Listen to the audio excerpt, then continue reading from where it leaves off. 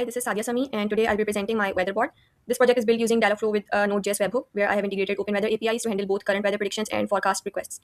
So let's first interact with the bot. I'll say hi first. So it says, hello, this is weather bot. How may I help you? After the introduction, we can ask, tell me the current weather.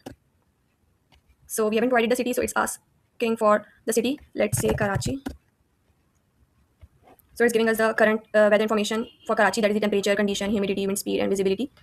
Let's say thanks. So it's asking for anything else. Let's say yes. Please provide forecast from 23rd April. We didn't provide the city, so let's provide the city, that is London. So it has given us the forecast from the date that we provided, that is from tomorrow, 23rd April till Wednesday, April 29. And it's giving us for each day the temperature, condition, humidity, and wind.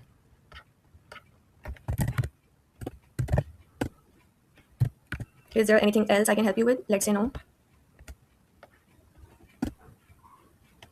And it says goodbye. Now let's dive into the implementation details for the Dialogflow Essentials. Then we will go towards the webhook implementation. So for this bot, the intents that we have implemented, the two main intents are current weather and the weather forecast one. We already had default fallback intent and the welcome intent, which we modified a little for this bot, and the end intent that we created. So the very first, that is the current weather intent. In it, we defined the training phases of like my city is Dubai, tell me the weather, what is the current weather, and we highlighted the cities and added those cities into the parameter as GeoCity. We made it required so that whenever the user doesn't provide the city, so it should ask the user for, please provide your city. We can provide other variants as well, but for the basic implementation, we have just defined this now. So whenever the user want to be providing the city, the bot will ask to provide the city. And there's no default response because the response would be the information regarding the weather for that city, which would be coming from the webhook. Then we have other intent, that is the weather forecast intent. In it, we have defined the training phases like forecast for Karachi tomorrow or weather in Dubai on 20th April for the training purpose. So whenever the user will prompt anything similar or anything exactly like this, this intent would be triggered. We have highlighted the cities and have added those into the parameters as a GeoCity, and we have highlighted the date, that is tomorrow, 20th April, or Monday, or next week, or any other thing as system date. We haven't made it required because whenever the user won't be providing any date, we would automatically provide the forecast from today up to 8 days. But if the user has provided any date, then from that date we would be providing the forecast. So the city is required always, but not the date. It depends upon the user. So we have similarly defined prompt here, like for which city if the user doesn't provide the city initially. And there are no default responses for this intent as well. Now we have the end intent. For example, user says at the end, like okay or thank you or any other thing we can add to here. But for the basic implementation, this much is enough. Then so it will ask, is there anything I can help you with? We can create sub-intents. So we have created two sub-intents of, we can say, follow-up intent for the end intent. That is, if the user says yes, he wants something more, for which we have the default training phases like these. Then the bot will say, great, please tell me what you need. And similarly, if the user says no, these are the training phases, then the default response would be thank you for using weatherbot. If the user says yes, then later he can ask for the current weather or the forecast, and accordingly the main intents would be getting triggered. As you can see here, we said no, it said thank you for using weatherbot. Here it's clear that intent was an intent with the follow-up intent no. So here it clearly mentions, for example, if I ask weather for London, I haven't asked for the forecast. So here you can see it gave me the information, and here we can clearly see the triggered intent was current weather with the parameter GeoCity and the value was London. So, and if I ask forecast for Karachi, I haven't provided the date, so it will provide me from tomorrow, that is Wednesday. Oh, I mean from today, that is Wednesday, till the 8th day, and you can clearly see weather forecast is the intent that got triggered with the parameter date and the GeoCity. The date was empty because we haven't provided the date. Now let's move towards the webhook that we have implemented to clearly integrate the Dialogflow and the OpenWeather API to fetch the data. So here we have the server instance. We made the basic imports, and this is for JSON parsing because Dialogflow sends data in the JSON format. Here we are getting the API key from environment variables. This is the testing endpoint for the server just to check. Then this is the main point, the main webhook endpoint which the Dialogflow would be hitting. These are the debugging consoles to check whether the webhook got hit or not. Now we are extracting the required data from the request body, that is the intent that the Dialogflow sends, the current triggered intent, the city, and the date.